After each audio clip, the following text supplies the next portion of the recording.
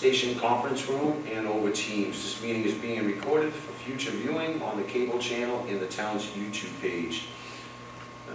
We'll go through the members, voting members. We just say here, Steve Boucher. Yeah. Peter Giamba. Yeah. I'm here. Mr. Davinian is not.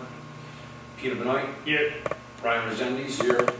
Jesse St. Gelais will be late a couple of minutes. Paul Sullivan. Here. Melissa Cadero. Yes, here. Okay, and Jessica Braley is up on the Teams board. Yeah, I'm here. As an alternate, and we do not have Kelsey Janik or Jacob Polarino yet on the team. So, all right, so the first order of business that we have to get done is the minutes for April 10th, 2025. Everybody okay with the minutes? Yes. Is there a motion to approve the minutes of April 10th, 2025? Make a motion. I'll second it. Motion's been made by Mr. Bowling, seconded by Mr. Giamba. All those in favor? Aye. Mr. St. Gelais has entered the meeting. Hello. Welcome, Mr. St. Gelais. Thank you. Thank you all. All right, so the first thing up for discussion is a deep dive session. We want to do a public engagement update. Hi everyone, good to see you. It's been a while, but I'm sure you've had some great discussions with some of our other presentations the last few months. So for public engagement, we are continuing to accept responses on both surveys for the master plan and the OSRP water management plan survey. We plan on sharing those through social media, another push right before the June 30 deadline.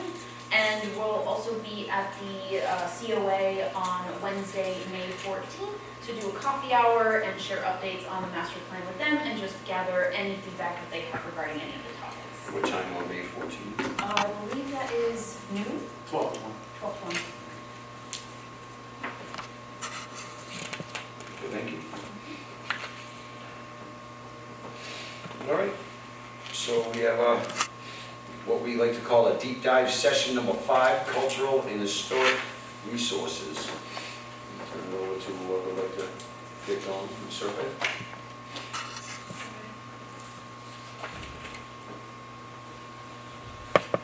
So in the short history in town, I'm sure most of you guys are familiar already with the town being settled in 1659, and then strong history over the last 300 years. Yeah. Can you guys hear me? No. Okay, sorry. Thanks for letting me know. I thought it was just me. Probably get a microphone. Then just a timeline You of. can sit anywhere over there. Oh, okay. Am I the only one that showed up? Of all the committee? Just a timeline of Acushnet history over the last 300 years, starting with the founding by the Puritans and the Acushnet settling in the area, and then the industrialization over the late 1900s. And then in terms of historic assets, the town has 3 things that are listed within the National Register of Historic Places, and those are the Long Plain Friends Meeting House, the Long Plain School, which is now the Long Plain Museum, and then shared historic district that's shared with New Bedford. And the Long Plain Friends Meeting House is here on Main Street, and then the museum is further down on Main Street, and then the historic district is located on the border of New Bedford, right over there.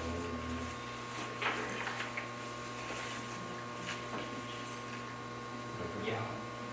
You're gonna need to scream. You can't hear me, right? I'm sorry. and then- I'm telling her she needs to scream. Yeah. Just yell at me. We have That's a right.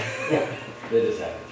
We have a question for you guys here. We were wondering if there have been any improvements made to these sites since the completion of the 2008 master plan, since that was one of the goals. I'm right here and I don't. The question was, has there been any improvements completed to these sites since the 2008 master plan? I think there has been some CPA funds or CPC funds committed for some historical preservation. I can get more details on that. So the best person to answer the questions that I'm aware of for historical purposes is Pauline Texera. Yeah.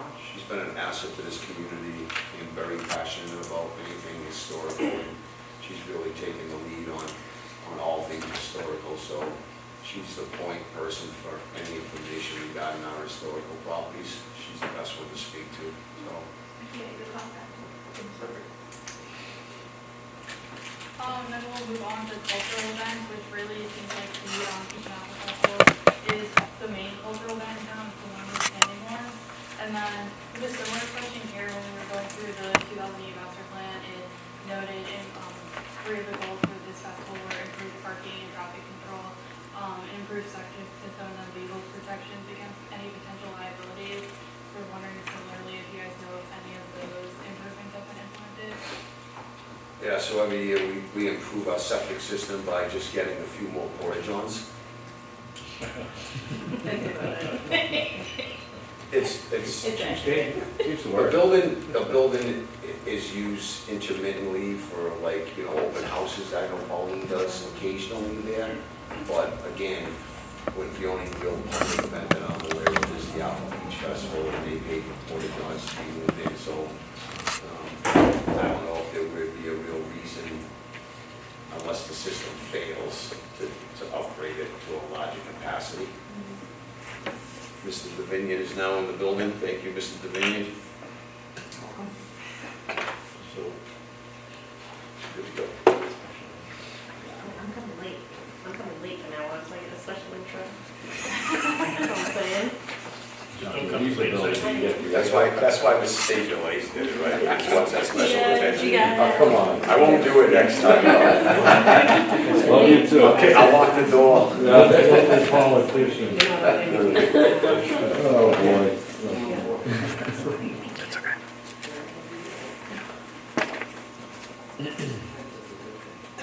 And then going on, in terms of important local businesses, most of the local businesses that we found emphasize the town's rural and agricultural background, with especially like Hughes, Mill, Orchard and Mill, and then Keys Farm, and then of course the Acushnet Creamery, and then the Acushnet Company and Titleist, which kind of stands out. And most of their title is manufactured and still done in Massachusetts today, with the only remaining facility in Acushnet is their testing facility. And then in terms of any historic bylaws, Acushnet does have the Community Preservation Act bylaw, and we'll go into that a little bit. So in the last 10 years, the largest categories that have been funded through the CPA have been historic improvements and open space, which are shown in this chart. And this is a breakdown of CPA funding from 2015 to 2024, with the three largest projects that have been funded. There has been a decline in funding over the last 7 years, with the three largest projects being upgrading the housing authority's fire alarm system, and then upgrades to Knoxville, and the acquisition of lot 67. What was the acquisition of lot 57? There wasn't a lot of specific data provided. So our source for this, for folks that don't know, is the Community Preservation Coalition. So they'll create a database based on the projects that have been produced from various communities in the state. They give a very small synopsis. Usually it's provided by the town. Basically, that's all we know, is that a space that was named Lot 67 was acquired using these funds, and that's pretty much it. No map. Not really aware of where that specifically is. I could find it, but if you could just ask the assessors office. Hamlin Street? Is that the one on Hamlin Street? The house that was torn down a few years ago? Definitely something we can look into a bit Yeah. further. Doesn't like that transparency, huh? It should be relatively easy to find that information. Yeah, we have a year or two from when the project was actually produced, so hopefully that'll help narrow it down a bit more. Yeah. And then moving on to some relevant survey results regarding historic and cultural assets. So the first one regards wayfinding signage, and when asked where people would like to see additional wayfinding signage for Acushnet, the most common answers given was historical landmarks, and then followed by natural areas and towns. And then when asked which cultural assets the town should prioritize preservation, the most common answer there was Lake Street and the Old Reservoir, followed by the sawmill. And And then the final question, is about cultural events and activities. And when asked if they would like to see more of in town, residents, answered food festivals or restaurant nights, followed by open streets events, and also like being interested in a seasonal concert series. And then we have some guiding questions for you all. And the first being, if you guys are aware of any other cultural events in town, the only thing we could find really is the Asian Apple Festival, but if there's anything else. The other thing that we do is we host a cruise night in the center of town as well. And we've done that since 2010, the sesquicentennial, 150th birthday of the town of Acushnet. We kicked that off. I know the library does do a concert series, and that's actually one of our engagement opportunities, I believe, we're planning on taking there, right? So I saw that response and I was like, wait, I thought we had a Yeah. summer concert series. So maybe we need to get the word out there a little Yeah. more, people don't know about it, but it's Oh, definitely. there's a lot of people like, oh, thanks for bringing that up, because I only live right up the road. I live in my house, and I'm like, what the hell's going on down there? And I go down the road, I'm like, oh, that's right, the library, right? But they do bring in quite a few people. Yeah. Again, the problem becomes is when you get people interested in doing such things in this town, like they do enjoy the library concert events, parking. They're lined up all down the road, it becomes, for myself, I look at it as a safety issue because people are parked on both sides of the road, and it narrows that road down, and you get people that aren't really cognizant, I guess, of whether they're on planet Earth or not, and they're zipping through still at the same speed limit, right? Yeah. So, again, it'd be nice to find, I think we had a big discussion the last time, and I don't want to get everybody back on that track, but it was the Key Street Farm thing that we had a great conversation in the last meeting on is, you know, that would be that place for cultural events to take place if we were able to utilize that property, right? Plenty of parking over there, we could accommodate a lot of parking there, Yeah. so. Any solutions in its current location? The only solution that you would have is to talk to your budding property owners that they have a lot of open space there, but I don't think that family, I know the family personally would be interested in doing it. I mean, perhaps they might say we can do a deal for 50 feet, you know, on the property line, maybe, but highly unlikely. And I think the other side's considered wetlands, so nothing could be done there. Have you guys looked into a shovel detachment? Yeah, but Elon didn't answer my call. So, I mean, it's something that you could do. It's how many people would, you know, do it? I don't know where these people are coming from, right? So the library, I guess, I don't know how many people know this, but of all the people that are participants in the Acushnet Public Library, they're part of what they call a sale network, right? And we are part of the sale network. And that allows people from other communities to come and enjoy services from the Acushnet Library, just as if we're a participant as Acushnet residents and we're in the sale program, we can utilize other people's libraries as well, as long as we have that card, right? So I don't know how many people are attending concert days and nights at the library that would, you know, understand and know that, you know, here's the pickup for the shuttle. Right. Because they're not, a lot of our users for our library aren't Acushnet residents, right? So I don't know how much communication that would have to take. We'd probably have to do a series of redundant messages and let everybody know. And I guess you can do it for maybe a season to see if it works, right? It's like a trial and error thing. If it fails, because now you got a salary, you're paying a shuttle driver for it. Right. Things of that nature, so. Might not justify the cost, right? The easiest thing would be trying to get a piece of land donated or sold to the town for a small amount of money, right? And you just put your own pavement in and be done with it. But it is a program that brings in, I would say, well over 100 people go to these concerts on the events, right? You probably accommodate 35, 40 cars inside the parking lot, and the rest of them. And you know as well as I do, when you go to a restaurant, the parking lot's packed, you walk in and it's, you know, it's not that full, and it's like, what, did everybody drive here themselves? We don't go together anymore and whatever. So it's just, it's what we had to work with, that's why the reality is. much bigger than what we had on Main Street, there's a library and parking area. So it goes far beyond what we had, but when you do these kind of concert things, it brings in a lot of people, which is a great thing for the community, right? It's just accommodating parking. I know cost is always a question when you talk about adding an additional service, like a shuttle, for example. We've actually been doing studies on events in communities and how, they offset those costs and make it a valuable thing because it's both an economic benefit, but also like just a community benefit. Like it's great to have. Sponsorships through private investors or something like that, your local bank and that type of thing. So maybe exploring those options to make it safer and more viable in the meantime, though I know there are other alternatives kind of brewing in the background.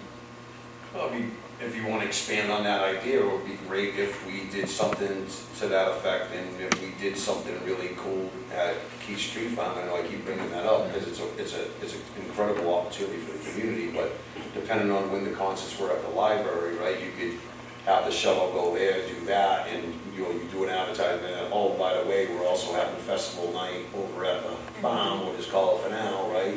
And the shuttle would take you over after the concert's done there, to go over there, and just wait there, you're getting more bang for your buck, and more people in that, and they don't have to drive all around, like you just shuttling people around. And you could have the shuttle just run, every 30 minutes, every hour, whatever it takes, right? So down in Charleston, I just went on a trip down there, and the hotel offered that service from on the Mount Pleasant side where I stood. They offer an hourly shuttle to Charleston, and it's great, right? You can jump on the shuttle, head over there, and every hour it's coming back to pick up. Right. So, it's kind of how I see it, if that would work. Just at the Vineyard? Just 2 points, that lot 67 is Hampton Street, it's right next to the brook. Yeah, so it's the old White's factory that was It's there. up at the assessors in lot 67. Since it was anywhere else that I remember. Right. Second thing is, I don't know if they still do it, but Joe Costa's got a fishing tournament down on Lake Street. I don't know if they were doing it once. In the summer in June. A fishing tournament, you already said it was a fishing tournament. Okay. Where does that take place? Down Lake Street. Do you know how long that's been going on for? Like I said, I haven't been for a while, but I mean, he was, I remember we skipped the baseball practices. Well, we had to leave in the middle of the tournament for baseball practice. So that was probably like 10 years ago. Gotcha. Okay. And I know you were saying Joe Costa. Joe Costa, yeah. So Joe, he's Runs the been, duck race, he does the duck thing too.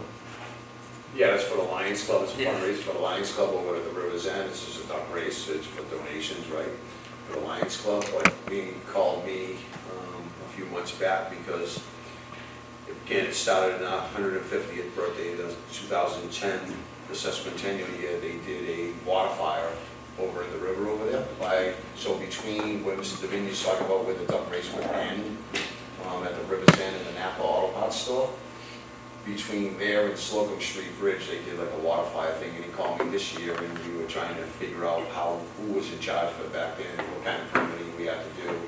And then I let him know the bad news that we couldn't do it this year because Slocum Street's under construction. So you can't have mayhem over there with all the construction going on. So it's being postponed, but it is something that he's interested in seeing if we could bring something like that back, whether it be, a spring night event or a fall night event. And I told him maybe it's both, right? Yeah. We'll see, like bringing food trucks for the parking lot over there that we would ask permission for the person that owns the new Titleist property. He's a very reasonable being, so, and having food trucks over there and see how it plays out, right? If it was a great success, then we could do another one in the fall. So it's something we talk about doing. Yeah, Jesse's piano player. Yeah, very talented. You and your violin? Yeah. Don't stop me, come on. So, but that's about it on that. Okay. Yeah, and then going off of that, since there are seems like not too many cultural events in town, what sort of events would you like to see in town in the future? What sort of events, is that the question? Yeah.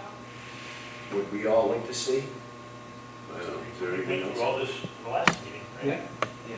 Yeah, I think it was, Concerts and I think it was, everything. you know, the conversation was wrapped around, we all got giddy, and it was a great conversation. Well, we did, yeah, I thought it was a lot of fun that meeting when we talked about, you know, the Key Street Farm conversation, right? I mean, it spurred everybody's interest, it piqued everybody up. I think it's something that we're all pretty excited to see if we can get something to come to fruition on, right?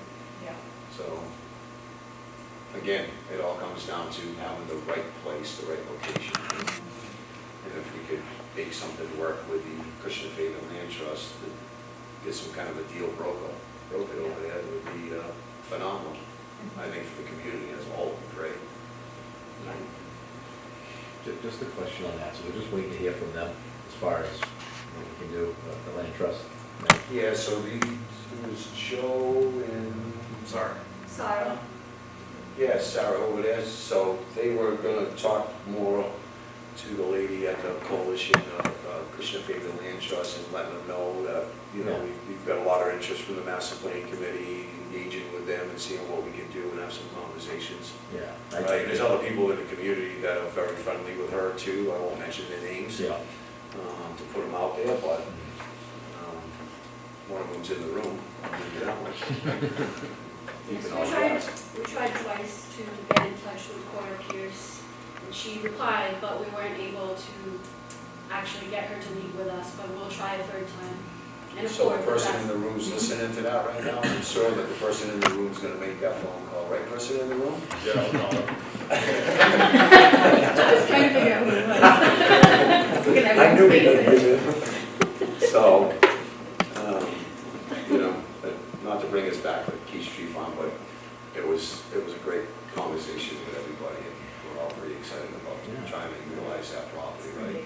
For agricultural, the same uses that it's in now, right, nursery, agricultural, whatever it may be, and then have a subsection of it that we can utilize for events would be Yeah. great. I mean, the opportunity to have a site like that comes around very frequently for communities, so utilize that opportunity as best you can. And there's ways that we could work with the Acushnet Faith and Land Trust so that they could benefit financially from that as well, right? So that they can go through more land acquisitions and things of the like if they wanted to do so as well, so. Plus, it's an opportunity of tying in Bristol Aggie and Old Colony in terms of students being able to donate their time and work on it and Basically, agriculturally keep it up to date it's too. like the epicenter of the town essentially. I mean, Yes. what we are, right? You know, so it's a really important thing, you know. So I'm looking forward to hearing feedback on that. Yeah, you Put up the violin. You missed that meeting. You know. I was ready with a shovel, I was ready. I'd rather leave where you were though. I was ready with a shovel, I was like, let's do it right now. Yeah. Start doing the gardening. Dig out that Anything else? Yeah. What's up? We're just still Speak to chatting somebody? about. No, we were just having our own private conversation. You can't do that, Mr. Benoit. He was having it with himself, actually, so. You're having it with yourself now, yeah. Okay, very good, I do that I'm the only one who sometimes too. Most intelligent conversation you've ever had, huh?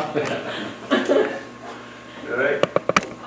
So then the next question is which historical buildings in town are important to you, and how would you like to see the buildings preserved or reused?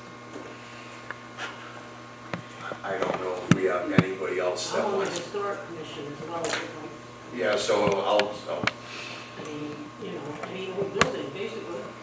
The library, I mean, the old library is a big thing now, that, you know, I guess they're trying to move The monument? Yeah. yeah. We're gonna- That, and then the one, on Perry Hill, the church, Mhm. that's another one, that's kind of, nothing can really be held there because there's no bathroom. Yeah, so there's a lot of, And the same thing with the Clean Meeting House. They can't, they that's used the to have Quaker- car the shows Quaker- there and is that concerts the there. Quaker meeting house? That we- Quaker, yeah. Yeah. They used to have concerts and stuff there, you know, 'cause that's when I first was on the committee, like probably 15 years ago. But, they can't now because, you know, bathrooms, I guess that's the rule. Yeah, we used to actually have. Because that's a big spot, you know, there's A lot of land. a lot of land there. Yeah, it was either the meeting before the Apple Peach or the meeting after the Apple Peach. The selectmen used to do their meeting there at the Quaker meeting house. But again, like you're saying, Yeah. just, we can't have public there if you don't have restrooms, right? And you get into the whole ADA compliance thing and everything else, so it's just kind of like, Yeah, I think that's the same. But all- Most meeting houses, and Dartmouth one's the same thing, I don't think they do much of that. but to answer the question, I guess, and confirm what this young man is saying, is it's all of our buildings, our historical buildings of importance, right? Because once you lose them, you can't bring them back. So, And I guess, is it a matter of like you would need a sheer number of bathrooms in order to make these places functional for community spaces, or just like updated to certain standards? you just don't have, you don't even have a septic system. Yeah. And then there's no, for the church at the top of Perry Hill, we did take that over, oh God, it was somewhere around 2012-ish, 14-ish.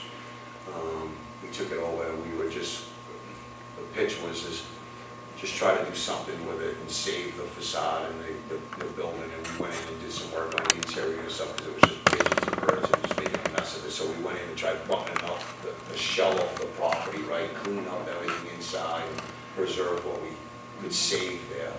But again, you can't, it's limited for parking, there's very no parking. That's the definition of a postage stamp lot. That is the definition of a postage stamp lot, that is correct. And then again, you get back to the same problem, septic. And by the time you put in septic, you got nothing, nowhere to go with anything. So, But the other one, the Quaker meeting house. Yeah, that's. It's got a lot of tons of land, we have the means with our BPW, especially the M&I, to put in a septic. You probably get some volunteer work to design it for nothing. we might have somebody in the room that might be able to do that for us too. And you gotta get old. But that's what you gotta get Acushnet is old all about, building. right? You throw ideas out, and I don't know how many people are watching these meetings, but amongst the folks that are in this room, when we start throwing ideas out, it gets everybody talking in conversations, whether they're at a local watering hole having a beer with their friends, and you bring something up, and then, you know, your buddy says, I'll volunteer my time for that, right? Like Pope Pop. You know, back in the day, I would say 75% of Pope Pop was done through volunteer work. Right? It's significant. I mean, I know a lot of people, it was different back in the day, but there are still a lot of good people and smart people that will be willing to donate their time and expertise if it was for the right cause. I'm positive of that, right? And that's probably our best way of getting things done, because, you know, like the Veterans Memorial we built, Tommy DeCosta played a major role in doing that. I know I was out there, the 9/11 Memorial, I helped out on it. It was just great being part of the community and having your hands get dirty and being part of that build, right? I know there are also grants available, and when we put this all together, that's all gonna be spelled out as well, but obviously, like, scrounge wherever you can, get the help you need, but there are cultural event grants, there are historical grants, even the ADA self-evaluation. If you complete that, you get access to capital improvement grants, which could address if you need a new bathroom somewhere. Yeah, we just gave permission to go forward with that. I applied the other day. I mean, we're pursuing it, right? As long as there's that clause, no strings attached. Right. And Victoria assured my colleague, Mr. Hinckley, that no strings were attached. So we're good to go, right? And then, like you said, if you apply for $1 grand, it could open the door for something else, and then you start building off of that, right? Right, because it's complementary, you know, it's a Yeah. great approach to get volunteer work where you can and, you know, gather all your assets and that, but a little extra help never hurts. Yeah, no, absolutely, absolutely. And I know there's kids, like my son goes to Oconee, and they're looking for, like, he's on the National Honor Society, so I know they can't do the heavy lifting, but they can do like the little things. So, I mean, there's a lot of kids out there that need hours, Good. so that's something to look at too. And what's that little, I've been to a couple of ceremonies for the scouts, Yeah, the thing, yeah. Eagle Scouts, Eagle right? Scouts, they have Those plans. They're looking, those kids are always looking for little projects and things that they're like, right? I mean, like, this kid said, you're not gonna be doing the heavy lifting, but there's some volunteer work they can put towards their patches, right? And they would love to be there doing that stuff. So, we just gotta pick something, pick a bunch of things, but we like to pick something, and I don't wanna speak for the full committee, but if you watched the last meeting, we were pretty excited. Yeah. So it's like if we can get something like that rolling, right? And once you do one good thing in the community and everybody drives by and they start seeing things come together, it may spur and drive other people to say, well, let's see if we can get this done over there, right? And you spur that same drive into a different area of town to do something. Mhm. Somebody's got to start that process, right? And then the next question, should Acushnet schools, integrate local history into the curriculum? Should local schools? Should Acushnet public schools integrate local history into the curriculum? I think they already do. in the decision. I think, I can follow that, but. She's on the school committee. Kind of, I'm trying to play in it, I'm not good. That's something we can follow up on about, like, in Yeah. what capacity it's kind of done. Yeah, I don't know, yeah, I can do that. Could I actually speak to that for a second? One of the things I'm super passionate about, because my family's been here as long as it is the actual local history in Acushnet. I think a lot of the stuff from the Long Clay Museum is from my family and from the Leonards. And it has a large swath of stuff about our whaling history and stuff like that, but I think a lot of local stories, like the wreck of Canton, which is an amazing story, has been lost along the years. And I think it's something that, whether it's integrated into schools or becomes like a program we can run either the history museum or something like that. I think there are a lot of stories that people who've been in this town for a long time that, sorry, I'm losing my voice, can tell and share. And I think that'd probably be a really lucrative avenue for a lot of cultural enrichment. Thank you. Just to follow up Mrs. on, St. Gelais. yeah, just to follow up on that, just even the ties, like a part of the Bedford Port Society, right? And the ties that you have with the whale captains and all that, and Acushnet, I mean, it's really rich, this history in this town. And that'd be great, and I think there's a lot more that needs to be taught, you know, in the schools about that, because a lot of rich history, a lot of these captains that actually lived right here. You know, so.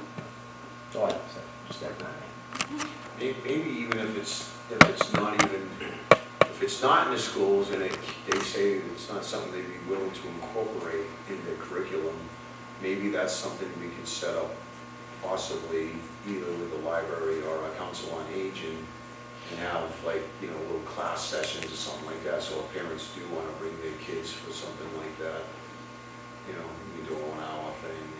I know sometimes kids, they don't want to be stuck in a room for too long, so if you just do a 1 hour thing and, you know, you can run a series like, you know, which we put it together 1 through 5, right?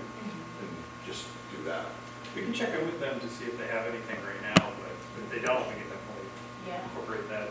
Do you know how many people visit the Long Clay Museum? Like, if you were to ask an Acushnet resident, would they say, oh yeah, I visited at least once in my life, kind of thing? So that's actually a good point, like the Long Plain Museum, we'd have to talk to Pauline again, she's just loaded with knowledge, right? Yeah. So for me to try to, I would never even try, I wouldn't even fathom to figure out what that woman knows about our historical properties, but she does do certain things at the Long Plain Museum, so it'd probably be an interesting conversation. I should have called Pauline and asked her if she could attend to They're that. opening now.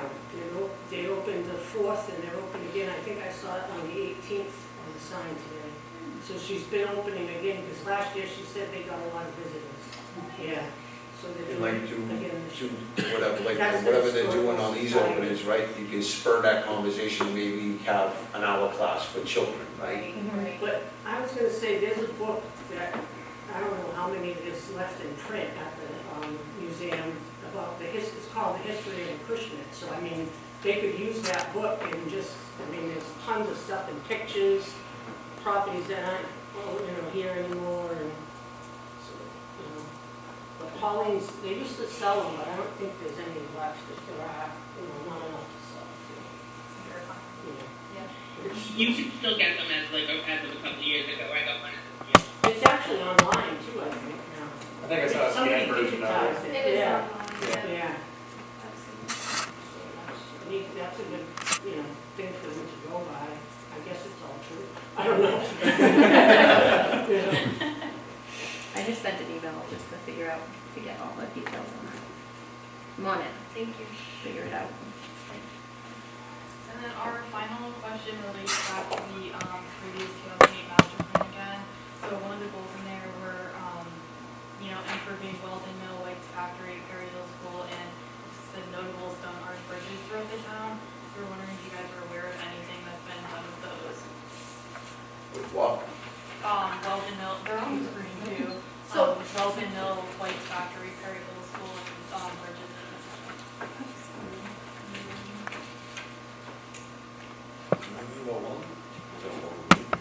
Yeah. There's remains way. It's still- Yeah, That's a con- that's that a was a conversation con. we had last meeting. We talked about, Yeah. that's what, Yeah. Hidden stuff to work it is, on. it's just ruins and nobody's done anything since '08, I don't think. Yeah, there's a sign, right, when we were out there, there's a sign. So explaining what it is, and it's like, you can see like the old fire place, pit, Yes. whatever it was, built into the wall, that shape's still there. A bit overgrown. Is it county? They cleaned it up and used for Huh? field trip for the kids. The town does not own that. The town does own it, I think it's under the park department. They Yeah, have the conservation restriction, so they hold the, like the deed on Isn't it. there a trail there or something? yeah, There is, yeah. Yeah. right down Walden Lane, you can get in that way, or Yeah. you could park on Middle Road and scoot right down the Eversource easement. You get to the same spot, the trail off Walden goes like this, and the easement goes like that off Middle Road, so the trail comes in from Walden right there, and you just cross over and you walk right through the woods and see a little trail, and you'll get to it within, what do you think, 600 feet? Yeah. About 600 feet from the Eversource easement. Right? Let's take a field trip. Let's go. And what did you say something about bridges? Yeah, Yeah. they weren't very specific, it just said stone arch bridges in town. The main street, Yeah. obviously needs a lot of work. Which one? Next to the river's end. Oh, right near the river's end. Oh, yeah. Yeah. So we just got Hamlet Street, a new bridge, looks beautiful. That was nice. They come up with that. You don't appreciate it, so most people, and I guess while, the camera's rolling and people may watch this, and I know they just planted seed on the little parking lot by the White's Factory, Mr. Davini just talked about, but if you really want to appreciate the work that was done, you really need to get out of the car and look at the side of the bridges, which you can't see when you travel over the bridge. I mean, they did a great job with the bridge, but if you get out of the car and you look at the side walls of the bridges, all the stonework has been put back in. So it looks like the original bridge, but it's not. Some of the rock is from the original bridge, and they stuck it, but inside of that rock is footing. How they built the new bridge, right? And it doesn't look like it from the sides, just looks like the old boulders and the old bridge. But it's pretty cool how they did it for us, so. Did they do something with that bridge down by River's End? I thought they dug that up maybe 15 years ago or something. So the bridge, I think the bridge was done, but there's, how do I say this? There's some sidewalls to properties that have fallen in the river, Yeah. I'm not surprised. which is not our property. So the property owners would have to get, because I did do something with the previous property owner, and I told them that we can't do anything with town funds because it's illegal to spend town funds on private property. But there's some things that you could do through the state, and you would have to have Army Corps of Engineers work with you on it because of the river. And once you set yourself into that river for any kind of construction, you want to make sure you have Army Corps of Engineers approval. So I don't know what would come about that, but there's ways to fix it. And I gave some recommendations based on a few friends that I have in businesses that said, this is the way you would need to do it without really, but you would have to structurally do something inside the river to make sure that if it hit the fan and the wall did fall into the river, you're covered with permits, right? Have to do with sandbags in the summer. Walk it off, so you can do the work. See driving sheets to create a coffin, rip the water off. I looked at it, talked to the new owner about it, but it's probably not too cheap to do it, that's why, right? Everything on the water is expensive. That's a major challenge there. That's all for this one. Thank you. All right, on to the next one. Let me share my screen real quick. I think the Perry Hill School, that's another question for Pauline for sure, because is that where the, on the corner of, Mendel Road, where the Eagle Scouts actually put a little park in there and cleared it all out? Yeah, we There's an just, old, fountain there, yeah, we for just, water. I think we did some, Yeah. Pauline, If that's town where the, meeting, I think put that's some where park Perry Hill. benches in there, I think the Boy Scouts or something, did Yeah, the the Eagle Eagle Scouts, or whatever, Scouts did some did. bench Yeah. work in here, there's a sign right out in the corner Yeah, of the it's street Yeah, that says something, I think that's where that old school was. yeah. Do you guys know how We can recent confirm that How with recent? Pauline. the bench installation was? Like 2 or 3 years 3 ago. years. Ah, might have been longer than that, but again, one quick phone call with Miss Texera, she'll fill your ear with so much, you'll be like, yeah, you can't write fast enough.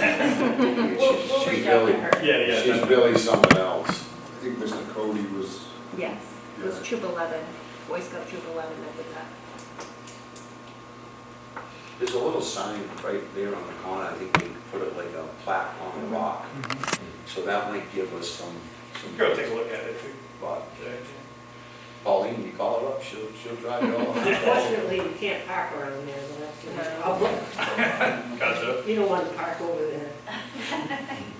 You can't If there's pull out only that one or street. two cars, if you're being creative now, we can Yeah. all jump inside of one car, you can park at the Perry Hill Church and walk across the street. Or you can do what I would do, ride a bike. You could do that too. Shameless plug. I'm not riding up the cemetery yet, no way. I'm not riding We'll the go bike down up the there. hill, but we're not going. Well, what do you have an I'm not e-bike? paying for that, all right? You have an You e-bike. just gotta look down on it. You're talking about the students now? Oh, I didn't say scooter, you're the one that brought it up. But Let's go anyway, to Campaign Trail, all right? So, we're gonna go back a little bit, and I think it's some pretty good timing that we are revisiting the deep dive related to land use, housing, and economic development. Given everything that we've talked about already, I think you can see how everything at the end of the day ends up relating. Like we keep talking about Keats Farm, we keep talking about bike lanes and all that, so all of that plays into itself.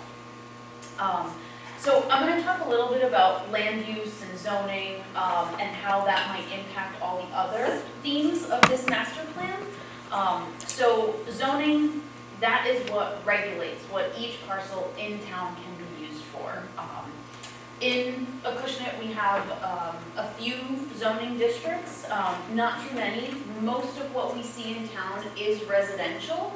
And any activity that's industrial or commercial, the village district is all centered around this, what we know is like the town center area.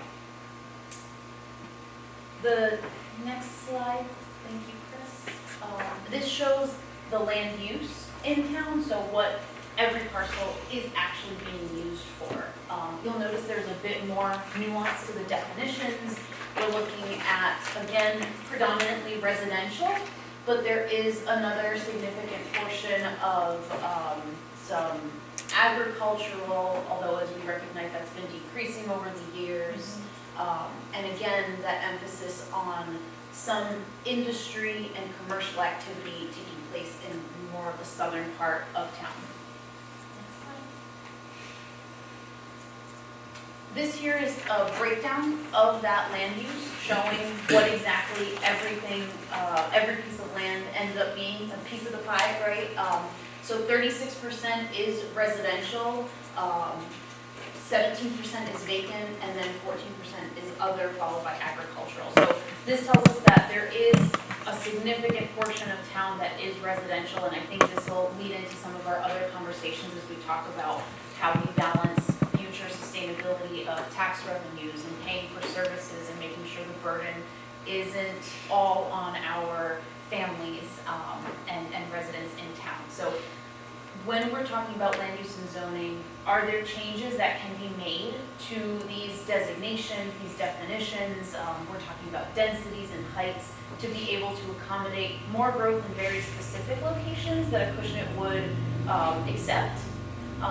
And also, again, balancing that with preservation, because we don't want to change, from what I've heard, the character of Acushnet from that agricultural, that, very rural town feel. So balancing that, it is something that we need to think about, and if it's something that you guys want to explore through the master plan.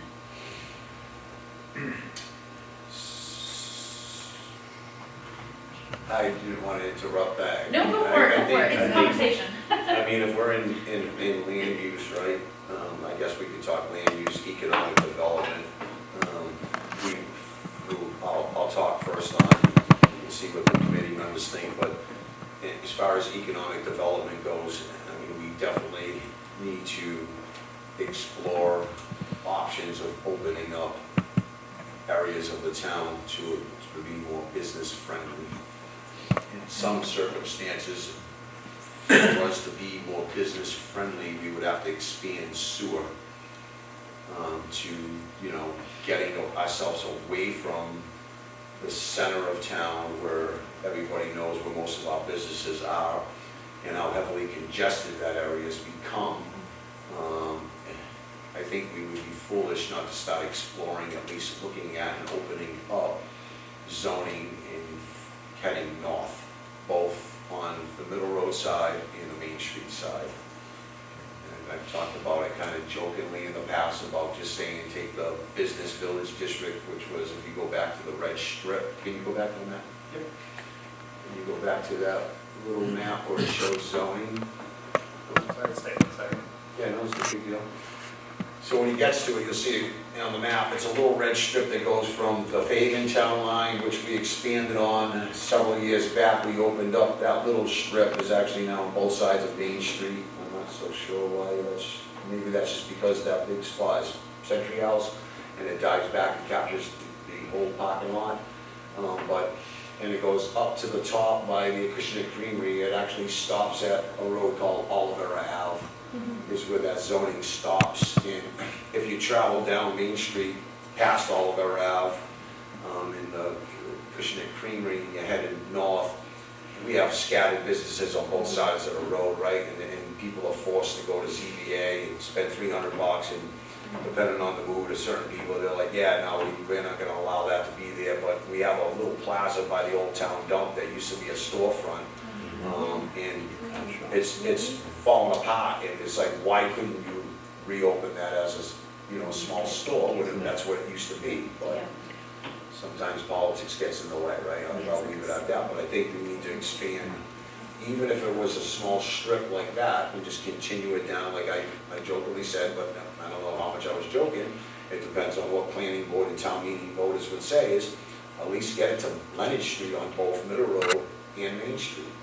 We have a significant amount of scattered businesses on that strip already. It doesn't make any sense not to open it up. That red zone is probably, Dave, do you know if that's like 300 feet from the center line of Main Street? Correct. It's 300 on either side? So it's not talking about encapsulating every property, but on the main road, it's 300 feet from the center of the road, right? So there's, what's the harm? Yep. And the same thing would go for Middle Road, right? There's pretty much nothing on Middle Road. And everybody keeps, pointing that way, but we keep pointing that way. That's the village district, right? Back in the old days, that was the first part of town that was developed, right? So they were on 5,000 square foot lots, for crying out loud. They were built in the early 1900s, whatever it is.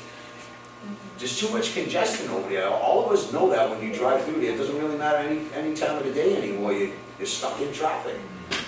It's just not feasible for us to keep trying to cram things into that one little zone. And the only way you can get out of that cramming effect is to open up other areas for businesses. So, I look at it as a recommendation that I would highly recommend, and it depends on what everybody else's input is do you go further?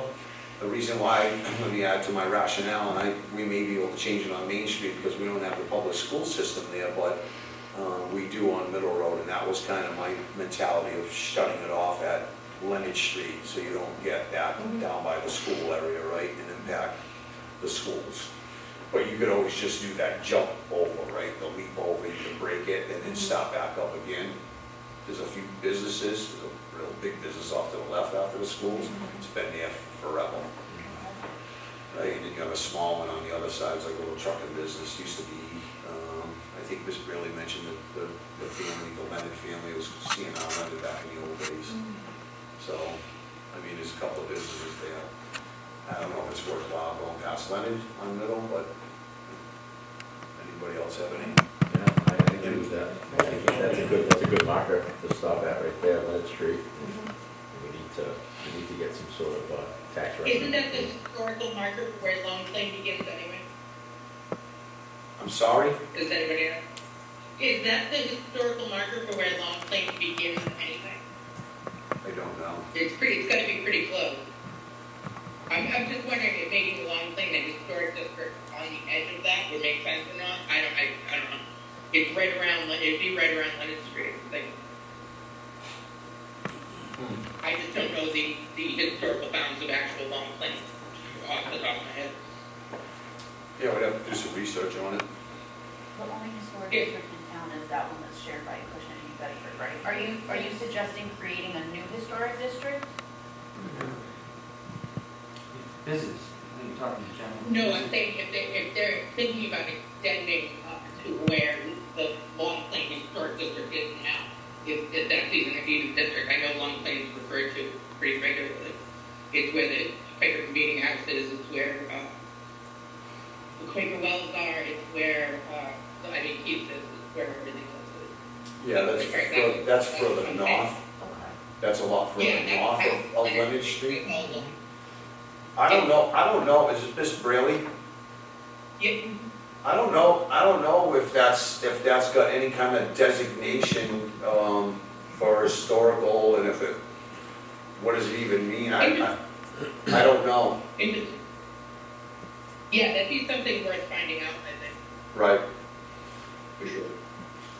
So our understanding is that the buildings are designated historic, Yeah. but the area, like you know how there are historic neighborhoods, that is not the case. Right. It's just the building.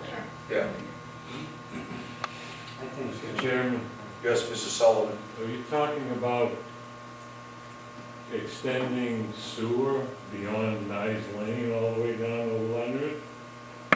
Or is that even necessary? So, it depends on what kind of, with zoning, if you look at the town's current zoning, there's different allowed uses in different zoning districts, right?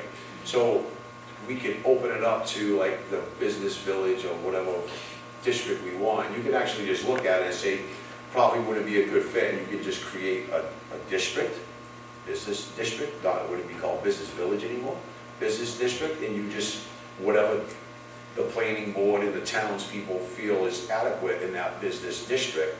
It doesn't need to be duplication of what we allow in other areas of town, but small businesses, like up on the Acushnet Avenue, it's called mixed-use business, right? So things like insurance companies, you know, dentist office, businesses that are like non-intrusive, considered non-intrusive, like you wouldn't be putting a Walmart in Whitesfield, in other words, right? Okay. Nothing like that, but, you know, if you know, Ryan's hot dog stand wanted to open up, right? What's the problem? It shouldn't even be a question about, oh, you're gonna go to zoning board of appeals, and again, depending on who's sitting there, go, yeah, no, we're not gonna allow that. It should just be an allowed use. Those kind of businesses wouldn't need sewer, correct? That is correct, and even if there was, so it could be strategically beneficial for the town to change zoning to business like that, because think about if you had a big enough tract of land where sewer is further away, we'll just use Middle Road corridor, it's right out here, it ends right out here, okay? Right in front of the fire station over here. If a business wanted to go, let's just say the field across from the dairy, right? Well, I can't, I don't have sewer. Well, if they came to the town and said, well, there's a sewer main right there, you wanna do a co-op with us, and talk to us about numbers, and this is what the pipe would cost to get down there, I'm already having a conversation about that extending sewer, because this is one phase.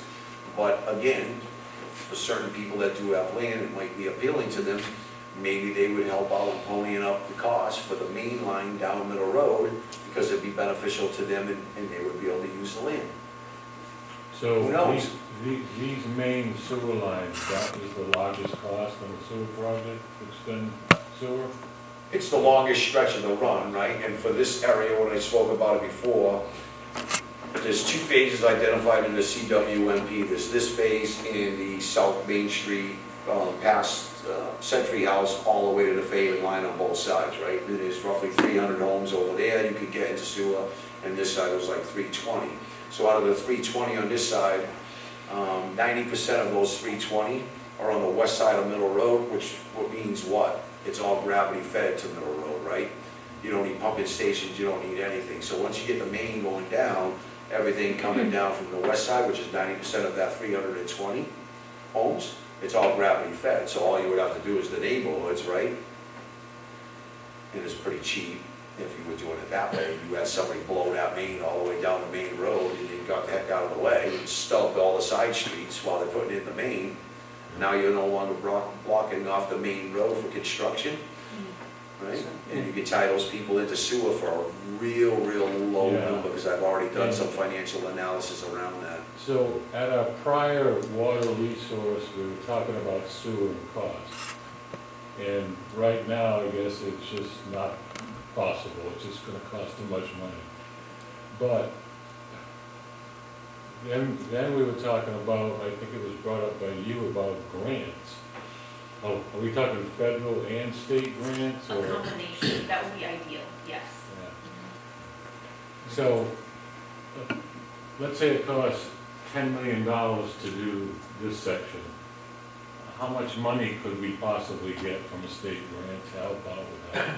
It depends on the grant program. So for example, I know the federal government, even though things are a little on hold when it comes to funding at that level, they will pay up to 50% if you can get a business that is willing to also chip in. That shows private investment, that shows, you know, this is a worthwhile investment, right? The state, there's Mass Works programs, that's hinging on, again, economic development, so any private investment that you can leverage would make your grant application all the more competitive. There are other grants out there for infrastructure. If you're trying to build housing, for example, that's a whole other issue. But it ranges, it just depends on the grant program you're going for. So, Mr. Chairman, so with your math, if we were to get a 50% grant for both sections, what would it cost each homeowner to tie in? Roughly, just a rough number, really. So I think, and it's been a little while since we talked CWMP, even though I was responsible for getting it passed in 2018 or so, a town meeting, when a lot of people try to fight me on that expenditure, but town meeting voters went with me. We spent $350,000, well, it was just under that, $315,000 to do the CWMP. And over here, I think it was a crazy number, same thing over there, and that side is even worse because there's a lot of ledge on that side of town, but the numbers that were proposed to us, I think it was somewhere around 30 or 40 million dollars. That's all the 320 homes from Nice Lane to here, which is a boatload of money. Like, it came out to like $35,000 or $45,000 per household. Nobody's putting sewer in at that cost, right? They're gonna go to town meeting because you're gonna go to town meeting and get it approved because there's a betterment associated with it. They're gonna tell you, yeah, no thanks. So I've talked to a lot of people, and there's a lot of people that adamantly just come out and say, I don't want sewer. Well, okay, that's okay. But then there's a lot of people that say, when am I getting sewer? And then there's a lot of people that say, I would love to have sewer, but depending on the cost, right? And that's what makes me do what I do, and I try to figure out the cheapest, most affordable way to get something done, and was how I was thinking public-private partnership is the way to go. And the company that I'm thinking of is a local business. They're a huge construction firm, so they possibly would have an interest in having a conversation with me about it, right? So the problem is I'm working on a few other things right now that I need to put off to the side, so I can get rid of that, and I can free myself up to start having that kind of dialogue now to start the next big thing. So it would really have to be somewhere in the 15 to 20,000 range to get people to really think. So when I did my analysis based on somebody else doing the main from here to Nice Lane, I don't want to say I can guarantee, but the analysis that the DPW and director and myself came up with, it would be under $10,000 per home, which is a steal because the last phase that was done in 2007 or 8, it was $14,700 per household, which wasn't a bad deal. But think about what I just said, right? So you're talking 17, 18 years ago, and if somebody could come up with a way to provide sewer, even at the same cost of $14,000 is what it was done 15 years ago, 17 years ago. Keep it in the septic system. That's saying a lot, right? Oh, yeah. That's saying a lot. And now we might be staring at the nitrogen systems that could cost us $40,000 or $50,000 to replace it. Mr. Davidian, what would you say is the cost for, just say, Mr. Davidian's on the Board of Health, he does this stuff all the time, and he's a business owner, so he's got all the expertise here. What would you just say roughly, nobody's gonna hold you to this number, and I'm gonna say I want you to do one tomorrow for me. What would you say a 3-bedroom, 2-bath home septic system would cost to build nowadays? Well, most of the houses that get septic repairs, upgrades, they end up having a pump system. That adds another $7,000-8,000 on top of normal or conventional. The days of $15,000 systems are way gone. COVID just drove all the prices up, so I'm not seeing much under $30,000 now anymore. It's just for a septic repair. And that's a new septic tank, pump chamber, leaching field. Most of the time it's high. If you got to add a D-night in, it's an extra $10,000 cost. And then you got to add a maintenance every year for that D-night system. Yeah. And then there's electrical costs, whichever one you pick. So Right. now you got an extra $300 a year you're paying on electricity, and $300 a year you're paying for some guy to come and inspect to make sure it's running. And it gives you incentive to unplug it. So, if the town can be creative enough and mastermind a way to provide sewer at a very reasonable upfront cost, call it a $15,000 number, right? If based on what Mr. Davinian's saying is sewer isn't that cheap, right? The rates, okay? But if you can provide sewer for a reasonable cost, then you can explain it to somebody. By the time you put in your own system, if that number is $35,000, $40,000, you can run sewer. If you're only paying $15,000 today for it, you could actually run sewer, and we would do the cost analysis with that for the next 10 or 15 years, and you'll break even at that point, right? It's pretty attractive. Right, but if you just tell somebody, hey, give me 40 grand for a sewer line, and your new sewer bill, instead of you pumping out your tank every 4 or 5 years for $300, your new sewer bill in a year is $1,000 a year, most people are gonna go, I don't think so, Jack, right? That's the tricky part of being a town and trying to expand for all purposes sewer, but how do you do it that's economically sensitive to the residents, right? You have to always think about the cost of the taxpayer, right? So if you're gonna be a salesman, you're gonna make that sales pitch, the first conversation you have has to be the right one, right? Because once you go with the wrong conversation, you're done, right? You don't have the people believing in you anymore, so you have to really do everything the right way, figure everything out. And Dan's done some pretty decent background work with me back in the back years on it, figured out some costs for in-house, right? But we're not geared up to run a mile of main, but what we can do is side streets, right? It's pretty easy, especially when it's gravity fed, right? You just put a pipe in the ground, you're pitching it, making sure you have the right proper slope, and then you're tying people's houses in, right? Done. The biggest selling point for sewer that you can tell folks is that you see people going for in-law apartments, additions, they want to add bedrooms. It's a problem with the septic system. And there's no limitation once you get that sewer connection. Correct. You can add on, somebody can double the size of the house vertically, doesn't matter, Go to 6 bedrooms. Closing on the ADUs, just, Yeah, this is gonna you use have a pressure point too. So, you know, with that, you know, mixed use, we mentioned at the last planning board meeting, I think parallel with going with mixed use, any place expanding, we need to develop some sort of bylaw with some regulations on what the buildings can and cannot do. Instead of, it basically coming around and you know, I'm a member over at the old Acushnet Credit Union over there. Right on color that Taunton is now using up there. Then you drive down the street in the corner of Slocum in South Main, you get a, It's you all know, black. yeah, black and black trim. Before everything turns into a circus, I think we need to develop some sort of, I don't know what the term is for it, but just some sort of protocol on colors and what can, you know, what we won't accept, basically. So that's gotta fit the neighborhood, you know, so we're gonna put it, you know, again, so we don't have something, we don't have, it doesn't turn to a circus, you know. Would this be for ADU development, any specific district? I think he's talking all development. All development right about now, but particularly business, right I now. don't think he's talking about a Not broad houses. brush across the town, right? Because that'd be I'm not. pretty tricky. Don't paint, you know, and they do that when you have HOAs, right? Yeah.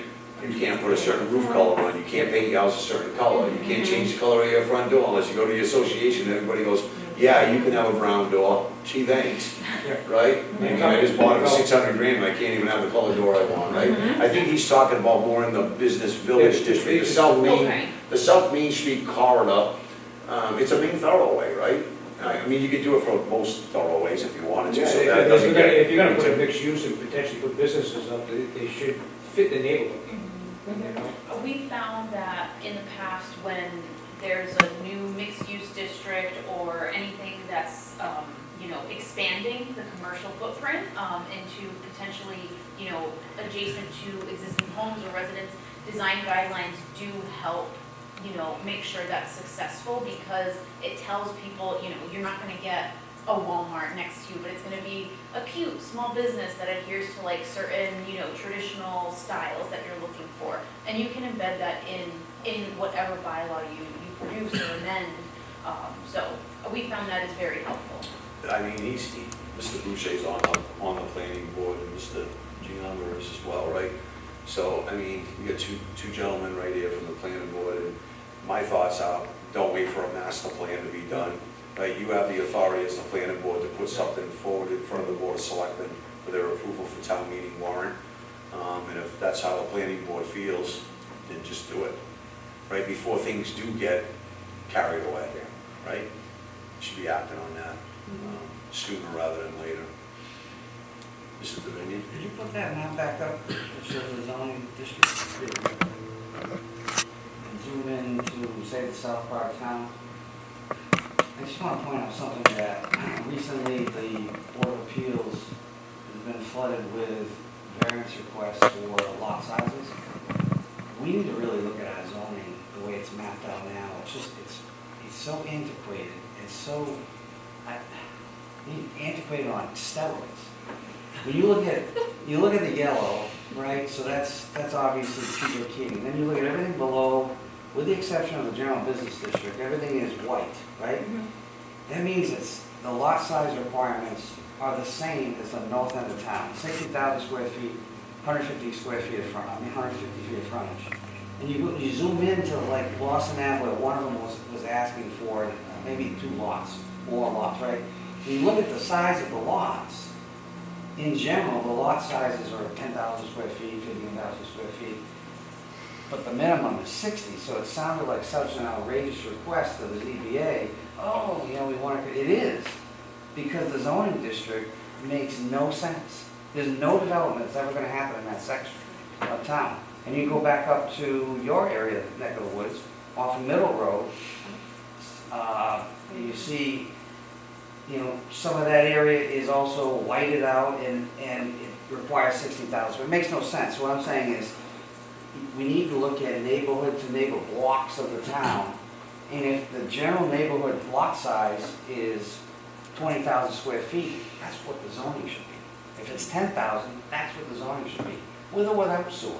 I don't think sewer is relevant. I think what's relevant is, because everything's driven by Title V, if you have a well and a septic, you can only put 1 bedroom per quarter acre of land. So you're prohibited, just in and of itself. If you have water, if you can fit a Title V septic in full compliance, why can't you build on a lot? And if it meets the neighborhood sizes?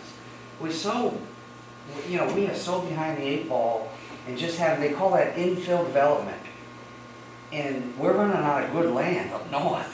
And I'm not suggesting changing anything north of town, but the whole south quadrant of town, all these little, you know, areas just need to be looked at for a real comprehensive zoning change map. It goes back to the congestion factor, right? So you would have to look at what, when you're talking about that, we'll look at that area of town, Lawson, Lorraine, and all that stuff. I mean, we did change in the the village district, we allow 10,000 square foot lots as well, right? That big block, right? But it says in that bylaw, which I'm shocked that nobody's ever caught, it says for the village district, must have water and sewer.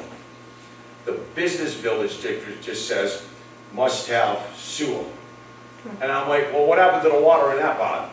Right? So it's our zoning, current zoning right now that has that. And when I caught it, I'm like, that doesn't make any sense. They both have to be the same. You have to have municipal water, municipal sewer, right? It just, somebody forgot to put water in the business village one, but it needs to be corrected, right? Doesn't make any sense. And I've had numerous conversations over the years with different people, and I'm like, you know what? My lot in my neighborhood is roughly all, we'll call it 10,000, 9,500, 10,000 square foot lots. In my opinion, single family dwelling, you have no privacy in your yard when you're talking, the next door neighbor's right there on the other side of the fence. But I'm like, so I'm not trying to bring back zoning, basically what you're saying, to that 10,000 square foot lot. But why would people be upset if we looked at that general area and said, so the average is 10,000 square feet, why couldn't we do 15, right? And maybe you up it a little bit so you do have a little bit bigger yards and you're not as congested as you were, right? To go back to antiquated zoning in 1930, we're at 10,000 square foot lots, right? Do we go back to that? I don't know. I would make a recommendation that I think that we, the town, need to really start thinking about, is because we went from 30,000 square foot lots for a long period of time, we jumped to 30, then we went to 45, but that was only for like a year or two, and then boom, 1996 we went to 60,000 square foot lots. That was,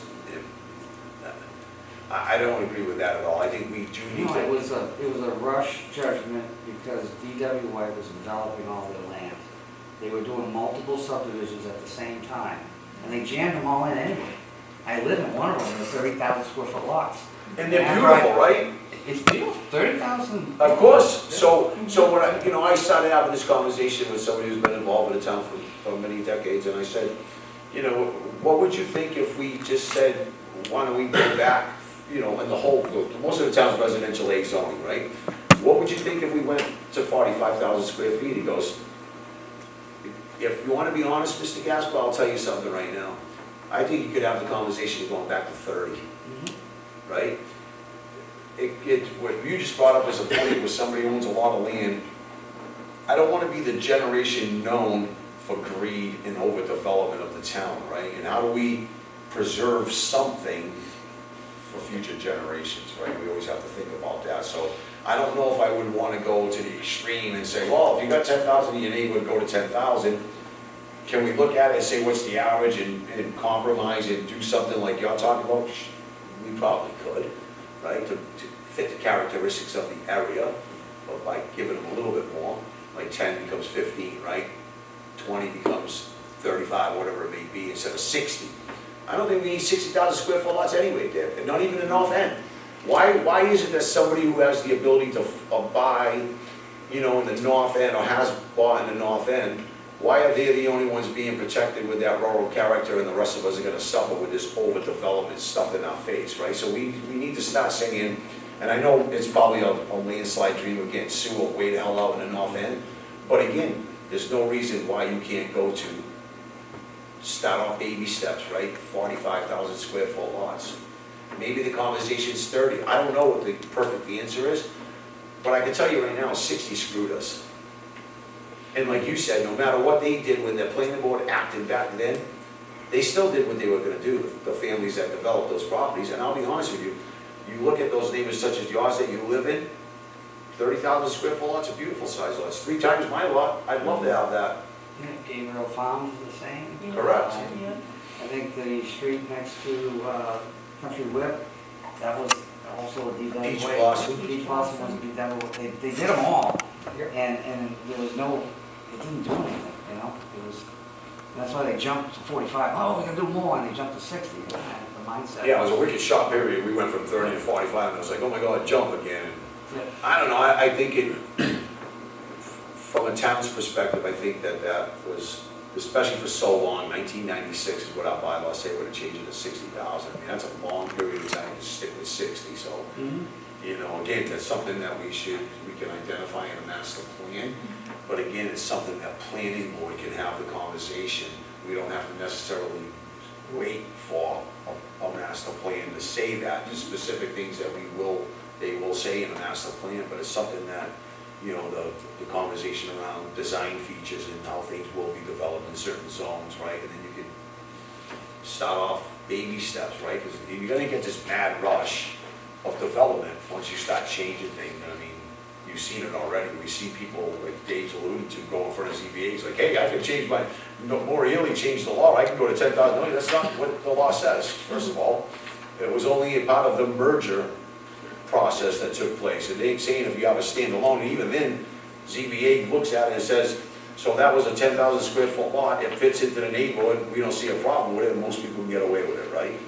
It's just, like Dave's saying, you have this zoning criteria of 60,000 square feet, and honestly, I would never let somebody build on a 10,000 square foot lot when you have a 60,000 square foot lot requirement. You know, you should be able to, the problem with some committees and boards is we have a zoning board of appeals for a reason, right? So you can get a variance or a special permit. The problem is there's no specific language on how far somebody can vary, right? That's where it becomes a problem, and it's very dangerous for a community because, again, Mr. Davinia's talking about a 60,000 square foot lot, somebody's trying to develop on a 10,000 square foot lot, that's a huge variable, right? But if you had a 30 or 45,000 and somebody said, hey, I got a 20,000 square foot lot and you were at 35, you know, it's not such a big change to what's already there. But my point is, when you look at all that white, it's not developable. 60,000, it's ridiculous. I know, I'm with you 100%. What is the chances of us coming into an agreement with Fairhaven to bring sewer from Fairhaven line in to 0? Okay. So it was attempted, God, whenever that property, that's a dump on Main Street right now, that corner of Laura Key, in Maine, and there's all the boats and storage units and everything else, and cease and desist, and whatever, he's not doing anything, but he'll be brought in soon. I can assure you of that. Mr. Costello he owned that property. Yes. He bought that property, and he wanted to put in housing there, right, apartments, right? Like condos, townhomes, whatever it was. We want to bring the line to Fairhaven. And then we had the conversation, whenever that was, 2014, 15, whenever that took place, and we did go and talk to Fairhaven. The problem is from our standpoint, from the town, you've got to run 2 different systems now for money-wise collection fees, right? And it gets a little bit complicated, and the rates were substantially higher for both water and sewer from Fairhaven. Because first of all, they said we're not giving you, we have our own problems with water, but we said how about sewer? And their rates are substantially higher. So how do you charge a small segment of your population, you know, call it $8 per cubic foot, and the other, so I'm gonna pay $12 a cubic foot because you're getting it from Fairhaven? So it was kind of like a just kill it, it ain't gonna happen. You know? How long was that? That was somewhere around 14, 15, I don't know exactly, Dave, we can look it up the history, but it was somewhere about a decade ago. that we were dealing with all that. This, Alan Catino was still the town administrator, he left in 2016. And he was adamantly against it after we, the board, went and we did have conversations with Fairhaven, and they said, we might be able, but I don't know if we have capacity. If we did, this is where your rate is. And then Alan was saying from the town's perspective, you'd have to run 2 different softwares, and it's just a complete mess, and it's not worth it for us, the town, to deal with that. My understanding is they'd be interested now because they have that treatment plant that they gotta pay for. You know? Yeah, of course they're gonna be interested now, Yeah, right? they Because might use it, so they maybe might- some users, right?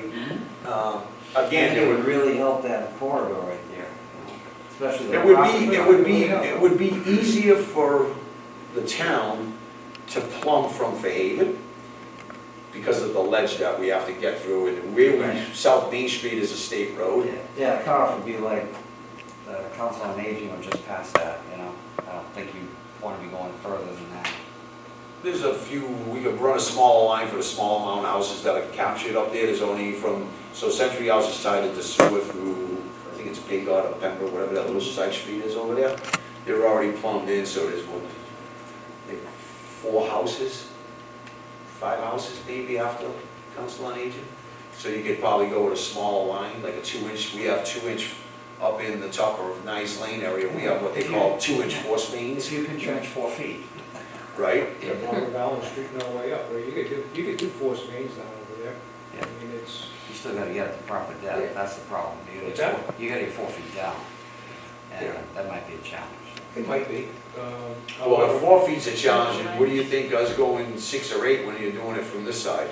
Well, your gravity feed is where you're pumping. Oh, no, you ain't grab that, that end of town will require a pumping station to get it back up this way. Yes, I'm saying, yeah, you need a pumping station. Somewhere down. You would need one at the bottom of Lawson Avenue down there, pump it up, and you're gonna probably need one up top again, a pumping, Yeah.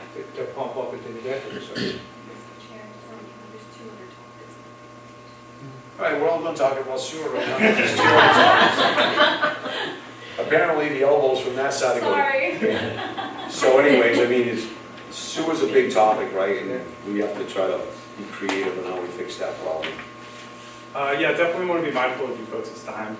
So we're going to quickly go through housing analysis as well as ED. You already touched on some of the ED stuff, so I think we can streamline it a little bit. So just quickly going through some demographics for the town. As you can see here, there's been a steady increase of residents from 1990 to 2020. There was roughly a 1,004 resident increase in that time span. Acushnet currently has 10,558 residents. Kind of mirroring what I was saying here, the growth rates have sort of changed over time though, so there was a bit more rapid growth from 1990 to 2000, but that has certainly declined over the last 20 years with a slight bump from 2010 to 2020. But Acushnet has definitely fallen behind both Bristol County and the state of Massachusetts.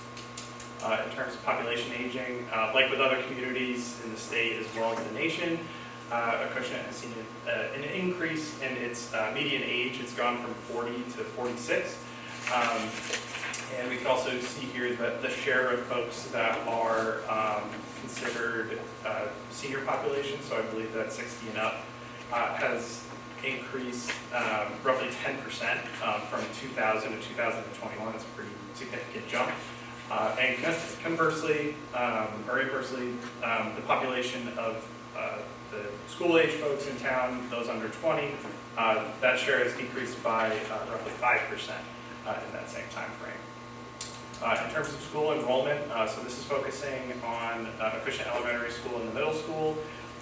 It's been a little unstable in terms of the enrollment with a dip around the school year that took place during COVID. But general trends from 2014 to 2015, we've seen a decrease in student enrollment at these 2 schools. Specifically, Acushnet Elementary School has seen the major of the decreases of the 2 schools, while Acushnet Middle School's population has generally remained the same in that time frame.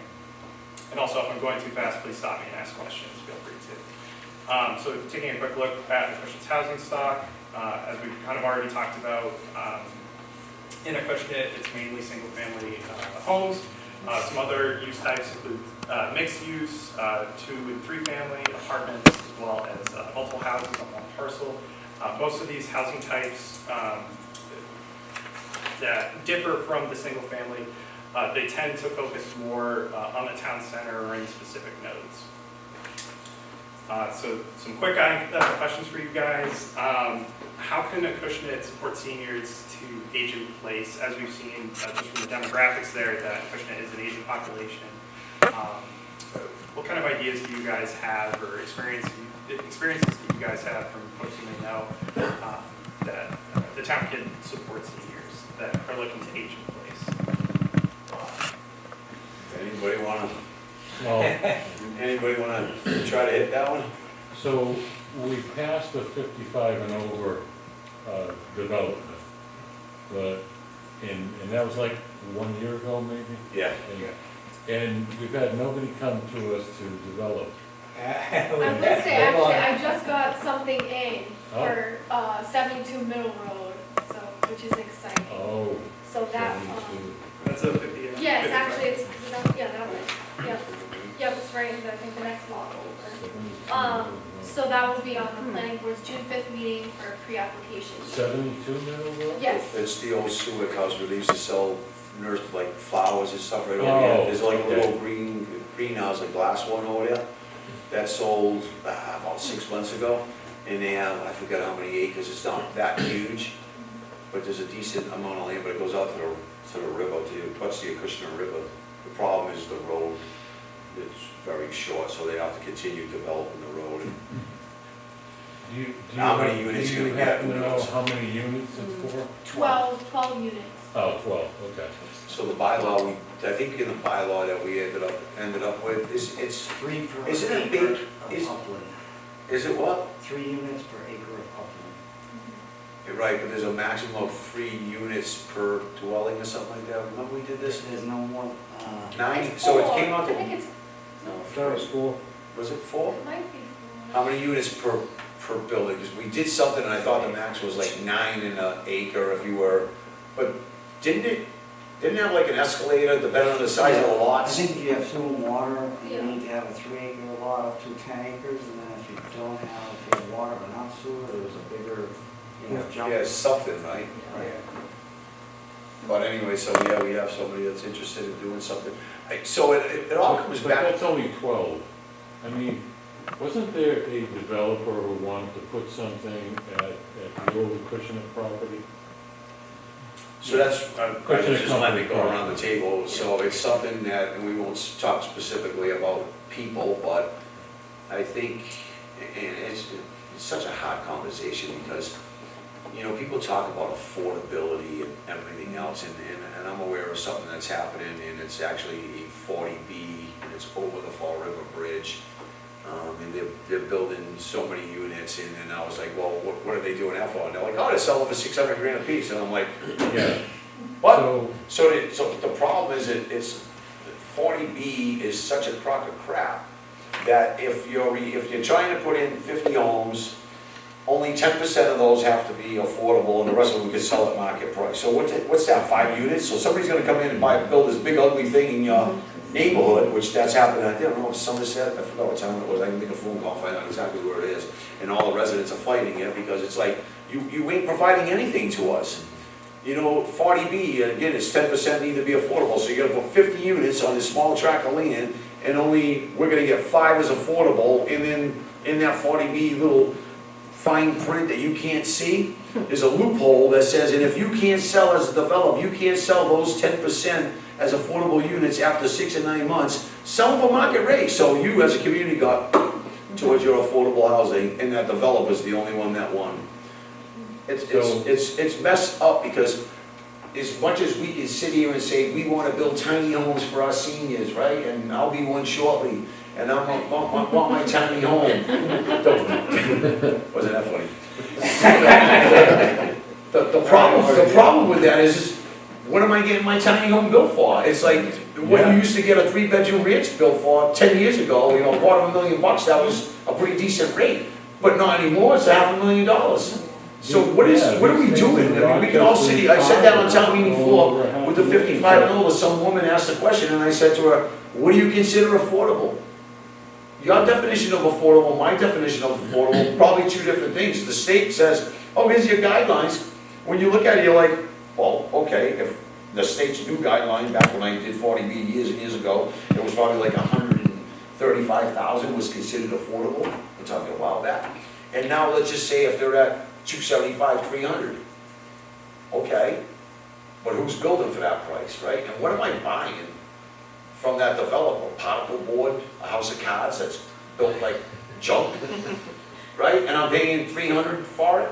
And again, only so many units. I mean, let's face it, people aren't building to give away because, oh, we care about you as a senior citizen, Right. right? We might all care about it, but money-hungry people aren't, right? That's the bottom line. It's just, and I'm a capitalist, but let's be realists too, right? We have to talk about what people are doing, and when you look around at what people are selling these things for, it's not affordable. People are better off, the seniors better off staying in their house if they have the ability to do so, but I can't build, I don't know anybody that's building That's the sad part about it. townhomes or Yes, I also condos. You know, I think that's something that this town really needs to get their arms around and start looking at, and I'm not talking about high density housing when it comes to that. I guess to a degree it would be higher density than what we currently allow under the zoning that Mr. Davinian and I talked about, but I think that we need to be open-minded when it comes to either condos and townhomes, and, you know, I think Mr. Boucher and I had a conversation, we've been friends for a long time for the record, so we've had numerous conversations, and, you know, he said, Kevin, you know, he's in the business of, you know, building giant building schools and everything else. He goes, and I travel all over the place, and he goes, let's face it, if it's done and done right, it's a good thing. It can be a good thing for the community, right? It's just if it's done and done right. Yeah. And I really think we did have a gentleman that I think Mr. Sullivan was gonna allude to, but I don't wanna bring up people's names, is, you know, and it never, because we talked about having some of it 55 and older, and he just wants to have rentals, whatever it may be, and it just kinda got squashed, but I still have the pictures that he presented on what he envisioned on the property. It was absolutely gorgeous. Yeah. Like, absolutely, I don't know what they would sell for, I don't, it's none of my business what somebody's doing as far as that goes, but I can tell you right now, aesthetically, and the way it was laid out, and I still have the drawings of it, I never got rid of it because I just thought it was that nice. It can, as Mr. Boucher said to me, it can be done in a small rural town like us if it's done and done right, and you make sure it's done and done right, right? But the problem is our aging population who's on a medium to low income is never gonna be able to downsize to something like that. That's my point, right? But we still need to have a conversation, I think, we should have a conversation around, because we don't have uses for, I don't know if we want to use, somebody brought up, what I don't know if it was one of these meetings, what's the difference between a condo and a townhome, right? I'm not talking about skyscrapers, we have a height limit of 35 feet, I believe that one that I'm talking about was designed within that 35, it was 2 floors, right? Right? And it, like I said, I can bring in a picture of it, right? And I can show you folks it, if we could have Serpent even put it into the computer, or Victoria can put it in, we could throw it up there so people know what we're talking about. Absolutely gorgeous, right? I mean, look, I get it. I don't have the answer other than the housing authority, but the problem with the housing authority, I just had a conversation with a director about that, about some land, and asking me if I would endorse something like that, and I said, well, it all depends on what we're talking about doing, and I said, but the problem also becomes is, I'm reluctant to do something like that, because when it comes to the housing authority, it's not run by the town, it's run by the state, and we have no say on whether our residents get first pick at that. So, you know, what am I gonna jump up and down for and race to try to build 20 units, extra units for the housing authority when, you know, people from Boston and wherever else, even out of state, can come in and go, well, look at my eligibility, let me apply there, and they're gonna get all 20 units and our Acushnet residents get nothing. I mean, one of my colleagues is sitting right over there, we have numerous letters sent to our office with residents requesting our help to try to get in the housing authority, right? I've attempted to do it, I won't lie, I've been doing this for a while, I'll say a half dozen people, right? And it's the saddest phone call you'll ever make back to that family, letting them know you can't do anything, right? And every time I was persistent, And I tried, and I tried, and I tried. It didn't matter if I was told no the first 5 times. When the 6th person called me, I still went back and I tried again, because who knows if something changes, and they're like, can't do it. Can't do it. We have a list, and right now, I forgot what she said the list was over there, but it was a huge number. It's not even funny. It's like, you know, I'll be dead before I can get in, let's put it that way, right? It's just, it's that sick.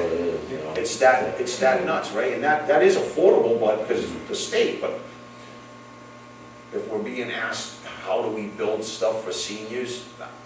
I'm above my pay grade. I don't think anybody in here can say we can build, you know, you have to find somebody, a developer, that's willing to come in and say, you know what, I'll be willing to put in 50 units over there and I'll only make $10,000 per unit.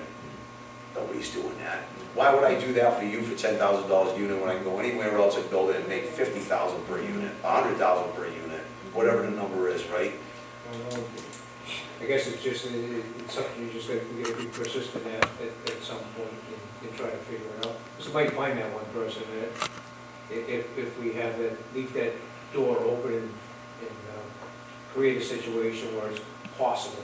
It's not likely, but you may find somebody at some point and say, you know, something, let's go ahead and do it, you know? I still think the town needs to have the conversation based on land use, economic development, the land use part. I still think we owe it to ourselves as a community to explore the option of having zoning or a bylaw.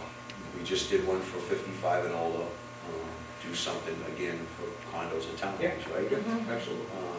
You can kind of use the same footprint for density and development, right? And then you can take that a little bit further and say, like you were saying, design criteria and things of the like, right? So that you don't have, you know, Crazy Joe comes into town and he goes, I'm putting in 10 buildings and each one of them is going to be a different color and each rooftop, and it just looks like crap, right?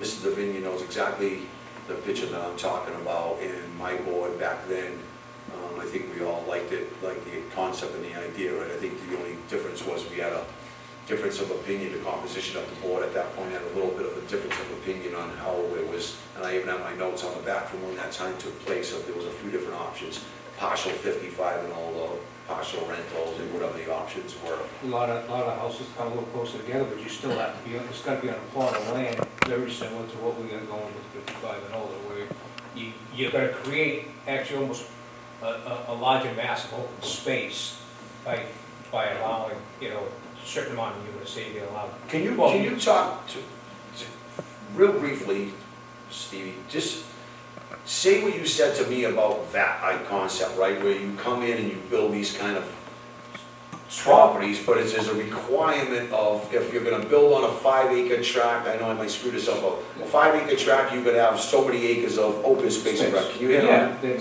that's basically the concept. I mean, if you're gonna build, even if they're 2 units, for every square foot of dwelling, say if we come down to, and just using it for an example, if we allow 20,000 square foot properties, right? And you want to put 10 units in, okay? You still gotta have 200,000 square feet of property, okay? But you're allowed to put the houses in closer proximity to each other. You would have to create an HOA. It's still all part of that property, but you can create an open space for picnicking, hiking even, depending on the size of the property, for those people. And, you know, my thought is to, what Paul was saying, basically something maybe a little bit more affordable. If you're living in a home and your resale value now is probably $600,000, and you can buy something for $400,000, right? But you know, in creating a duplex on a slab even. When you're getting older, you want to keep things simple. Most people want to just simplify their life, have a little less property to take care of, inside and out, and everything. You know. But if you do it and it's off track, you're going to create an area that's actually going to be quite inviting. Actually, is that kind of like the cluster home? Yeah, the cluster home theory. Yeah. If you guys look at the Mattapoisett bylaws, they have they call it an SRD, special residential development. Dartmouth has one too. Yep. Mattapoise is pretty basic. I'm actually working on something right now. You basically do a yield plan, see how many lots you can get out of the normal subdivision, Yep. and that gives you your starting point. And then they give you bonus units for a certain amount of open space. The idea is to keep 60% of it open and condense the development down to 40, and they're not on lots, they're on a common grounds, if you will, and we don't have that either. That's where I'm saying our zoning bylaws are so antiquated. All these other towns have better ideas, or they're modern ideas, to create stuff like that, and that's a great development when you have something like that happen, And just, Paul, just to touch on what you were saying, Paul, is that gentleman, the density, the over 55 density that we created, it didn't suit what he was looking for. The density had to be much more. He just couldn't, it didn't make the project viable. But he's still interested if that density changes, because that is different than other parts of town. If you look at where that is, it's in a neighborhood where the lots are 5,000 square feet. All the houses are close. And you're right near the old Titleist ball plant. And it's kind of going to be hidden in the back. So that's something that could always be, brought back. Yes, that's what I'm trying to, to go back to Stevie's point, and even what Mr. Davidia's saying is, you can actually hide as much as some people like that are currently in the neighborhood, right? You give a buffer zone, right, and you require tree plantings, not little Mickey Mouse trees that you can see right over, and your little kids are gonna jump over the trees and end up in my backyard, right? Keeping it simple, right? Here we are, we're all spread out around over here. You got this big space in the middle of us. You take all these same tables and you put them together, it looks all clustered up, it's all jammed up. Right, then we plant some trees around, nobody out from the outside can see us. Right. Yeah. That's what I'm trying to say, is you can aesthetically, I'm not saying that would look bad, because if you really see the picture that I'm talking about, that's cute, but it don't look like the one I'm talking about. So, exactly like the treed area, right, to buffer yourself from an existing neighborhoods, right? And you have certain kind of trees that will grow 30, 40 feet in height, and you have a buffer of 30 feet, 50 feet, whatever it is, and then you can close that in. In 5 years, you ain't even gonna see the houses there anymore, right? It's all gonna be treed in, like a little forest all the way around, and I don't know,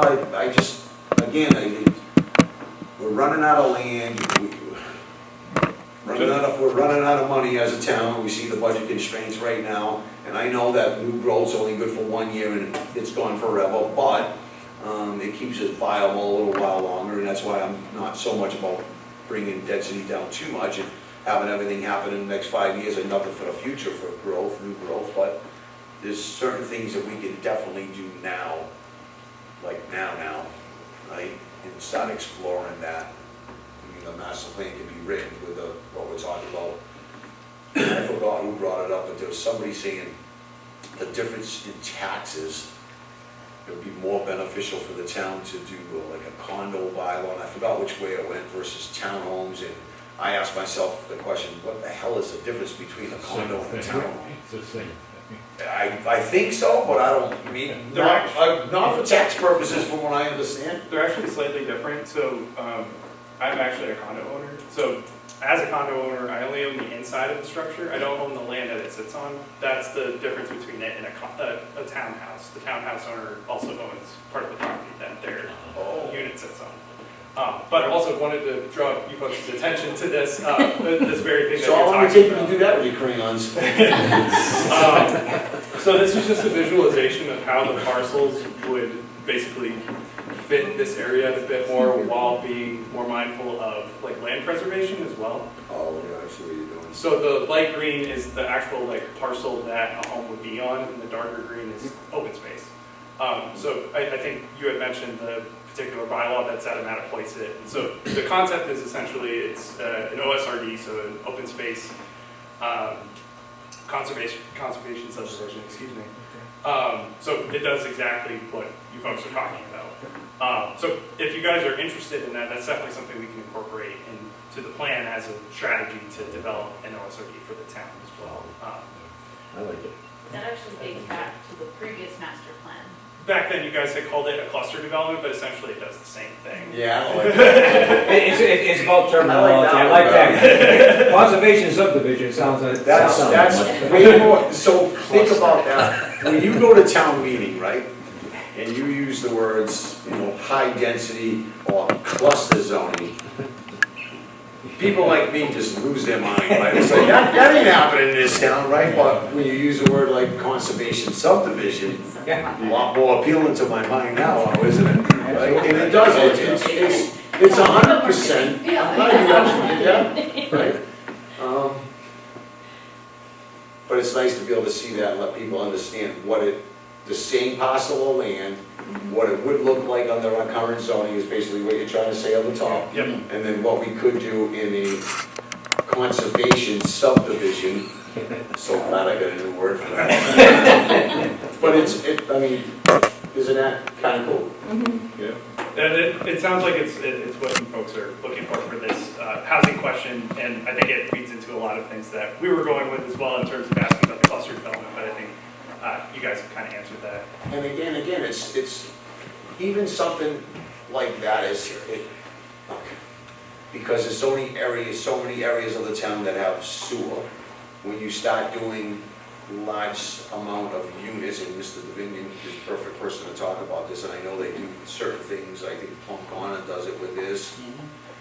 They have septic out there, right? But I don't know what that cost is, so it drives up the cost for a developer, right? So it's kind of not that interesting, and if it is, the person now is going to jack up the price per unit by $150,000 because the amount of septic system work that the investment you have to do there versus a sewer system, right?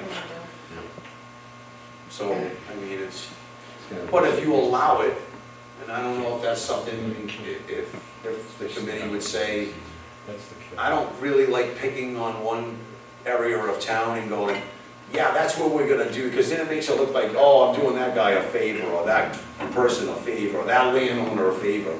So you just do it like we did on 55 and older and say, you know what, based on tract size of land, you need a minimum 5 acres of land, and you get this, and the conservation guidelines, right? And you say if you have 10 acres, you're allowed to do this. Just similar to what we did with 55 and older, basically we can duplicate or maybe create a little bit higher density. You just check out the map, boys, it solves the riddle itself, essentially, because if you're looking for, you gotta start out with a conventional, what can you do? Then you're limited to the units on that. You might get a bonus if you do more open space, so they give you more credit.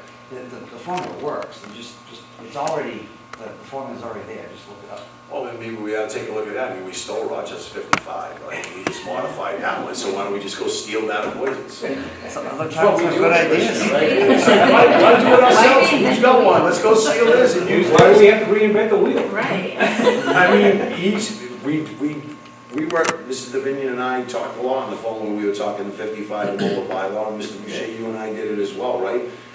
How do we get that formula to work, units per acre and all that, because they use bedrooms, and we don't do that, right? Because we do have areas of sewer, so we did the calculation a little bit different for units per acre. Same thing, Mattapoisett, we could do the same thing with and figure it out. The one thing that I am very confident in is with the members of this master plan committee and members of elected and appointed officials on different boards and committees in this town, we definitely have the brain power to get it done. There's no question in my mind about that. It's just how much drive do we all have to make sure that that does get done, right? I want to be mindful of you folks' time. We do have one more topic. It's only 11 o'clock. Were there any other comments regarding housing or any of the statistics that we talked about as well? If not, totally fine. All right, so we're going to quickly move through ED. I know we already kind of talked about this in the land use section, but just to throw some more statistics at you folks. Sorry, that isn't on the screen there. So from what we can see from Acushnet statistics, specifically through the 5-year census and the 10-year census, the median household income has been growing. It currently, as of 2022, is sitting between the county and the state. So Acushnet's median household income is $88,196. Bristol County is sitting at about $81,000, and the state is sitting roughly at $94,000.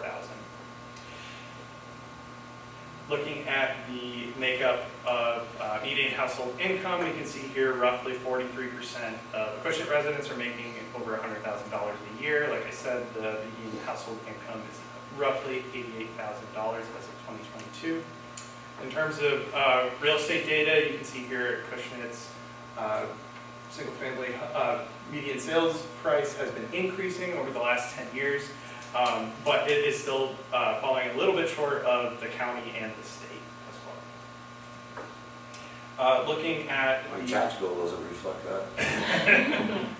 trust me, we'll get to tax levy in a second. But so looking at the specific industries in town, the largest industry is by far construction, followed by healthcare and social assistance, and this is by the largest employers in town. And third place goes to accommodation and food services. Like Liz F. kind of talked about earlier, having to do with the tax levy and what I was just foreshadowing about. So Acushnet's very reliant on the residential tax levy for its taxes. It's roughly 85%. This is pretty high compared to neighboring communities, with the exception of Mattapoisett. And from what you can see here too, the percentage of industrial is also pretty low. And that most likely has to do with the industrial zoning being pretty minimal in town, being specifically around the PJ heating site. And commercial is doing a bit better, but that's definitely something to be mindful of, especially for what types of industries the town would like to see develop a bit more. We've already covered a lot of this, so I'm not going to belabor the point. And I know you guys had talked about Keith Farm during the last NPC meeting in a bit now, so we'll kind of skip over my sustainability with agricultural activities on there. What types of industries would you folks like to see come to town that might not be here already to help alleviate the kind of tax burden that's on residents right now? Not a jail.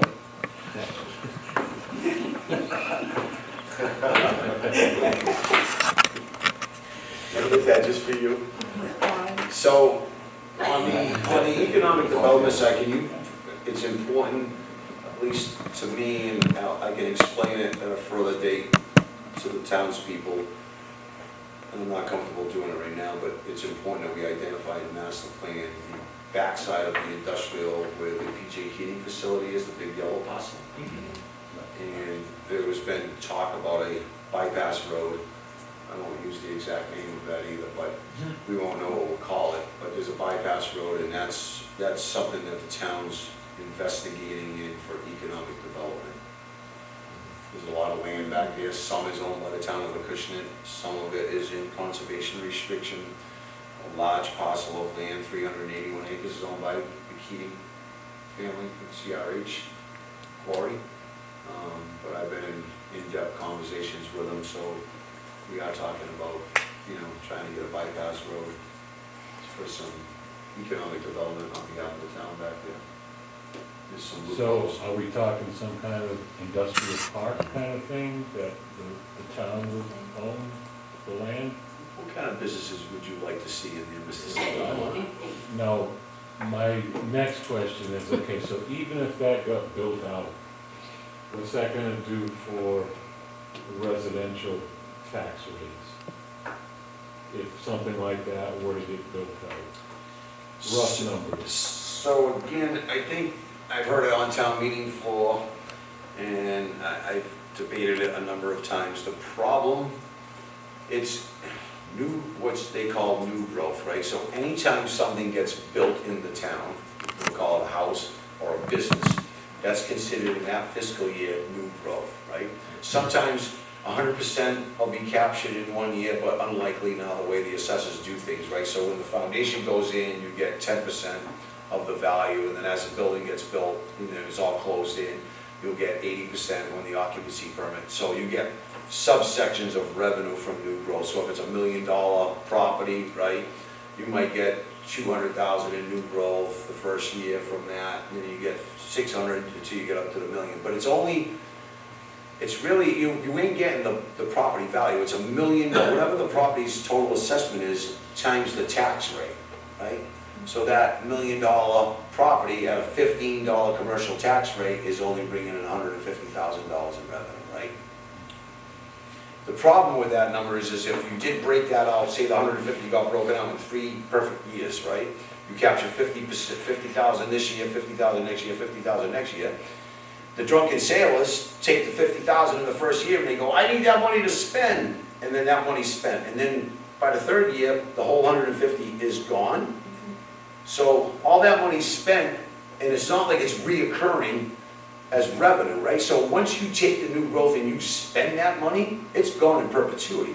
The only thing that property now does for the current tax base is diluted. The levy gets diluted by more properties, right? That's all it does. The money's gone. I mean, it's great, we all need new growth to keep doing things and keep business, the town functioning, right? But it doesn't do a lot. I mean, it's something that you need to do so you can have that dilution factor, and when the town spends X amount of dollars, the dilution factor, because you have more people paying into that pool, it dilutes that number, right? But it's not as significant as most people think it is. It's still worth exploring though, for sure. Huh? It's definitely still worth exploring, I mean, that area right there. No, listen, I mean, if you get enough of it, the dilution factor kicks in, right? It's just how much can we get back there? I don't know. Again, it depends on how creative we, the town, can be, and I'll speak from my perspective, the Board of Selectmen, how well we can negotiate different things when we're speaking with different people, right? And that's ultimately what it comes down to, is having creative people, and distinctly my colleagues here right now, and myself and Selectman Wona, you know, we all kind of have our own little thing, and we figure out strategically amongst ourselves who's best fit to go have that conversation, right? In some cases it's Mr. Hinckley, in some cases it may be Mr. Wona, in some cases it may be me, right? And then, you know, we come back to each other and we say, what do you think about X, Y, and Z, right? And we're like, nah, we don't like that, try to do this, right? It's almost like a negotiation with contracts, same thing, right? Now, was that having a medical facility or assisted living, was that good for perpetual income in the town, or nursing home or something to that effect? Yeah, so I don't know every aspect of, I'm not an assessor, but I know a lot about money. And I know, I just basically gave you a breakdown of that, right? But there's also personal property taxes that are added in there, right? That the assessors go in and say, well, how many computers do you have, how many desks do you have, that's personal I property. guess that's something that's probably gonna be analyzed, right, to see what we best. But again, it's once it's, recommend, I mean, you gotta get. once it's captured and it's spent, it is what it is. But if you had enough creative ability from a body of government that would all make the same agreement in saying, if we had an explosion in commercial growth, i.e. if we were able to get a bypass road over there, we were to build in an industrial park, if you were bringing in a massive influx of new growth, right? If you had the political will to hold back some of that money and you put it in what's they call excess levy capacity, we actually did it several years ago. We got a new growth here, I believe the number was 734,000, which was a spike. I think it was 2019 or 20, we got that new growth spike. And the first thing I said to the then town administrator is, you can absolutely not use all this money for budgetary reasons, because the next year, you're back to 250, 350, you're gonna kill us, right? So we took half that off the shelf and stuck it over on the side in excess levy capacity. And then you slowly took that money and you weaned it back into the regular levy, right? You baby fed it instead of taking the whole explosion. If you had the financial discipline of your government body to say, we brought in, you know, 1.5 million in new growth, you gotta stop the drunken sailors from spending all the money. You say, we're only gonna allow 500 this year to be spent, right? You could even be even more creative and say, you know what, we're gonna do a one-time share into the current tax base and give them back, because we had that explosion in growth, and give back that $1 million and break it out amongst all your taxpayers, right? I know time's starting to get a little late right now. I just want to leave with one more question before we are all set with on our end. But what other areas of town would you potentially like to see development of? There's the access road behind PJ Keating. Is there any other areas that you folks might be interested in? Economic development wise? Yes. Well, we already talked about the two Yeah, cars. I can talk about Middle Road. Okay. All the way to Yeah. Leonard, so Leonard Street shares the two, what I call two major arteries. Mhm. We only have two of them, right? Main Street, Middle Road. Yep, That I got drive you. through. And then you have like the, you know, the veins that connect Main Street, Middle Road. You got Lake Street, Leonard Street, Hamlin Street, and then this area over here that goes down around the southern part of North Main Street. You go to Leonard Street, and that's all opened up in whatever kind of zoning the planning board would decide to do, and town meeting would accept, right? Planning board can say, we want to let everything happen. You go to town meeting, and town meeting goes, yeah, we don't want everything to happen there, right? I can't speak for everybody that lives in the town. All we can do is propose different ideas to the town and see what the willingness of the community is. Yeah, for sure. Right. And I think that's a big piece of this process is getting a good foundation first. And I think those other sites that you had mentioned, like expanding the business The district. town's had pretty good success with acceptance at town meeting, depending on the people that are appointed or elected at the time, right? And it's all about how you look at things, how you explain things to the general public, and as long as you get them to buy in, they believe in you, right, the sky's the limit. Yeah, I think we've gotten some really good feedback today. Any final comments before we wrap up, I guess? Thanks, guys. Thank you. All right, don't go anywhere yet. Is there a motion? Nothing else? Nobody's got anything else? Okay. Motion And to adjourn. if anybody has any things they want put on the agenda, you can either feel free to get a hold of me, or you can feel free to email Victoria. I'm sure you have her email. So you can email, if you don't have a contact to me, good. You can email Victoria, and Victoria will reach out to me via email saying, do you have a problem with this being on the agenda? And I can just simply say no. And it's all set, put it on the agenda. But at any time, if anybody wants to have a discussion, put it on the agenda. Doesn't matter what the session is driven for. If it's something that you feel is pertinent to this committee, please feel free to reach out to Victoria and myself, and we can make it happen. All right? Motion to adjourn. Thank you. Second. All those in favor? Aye.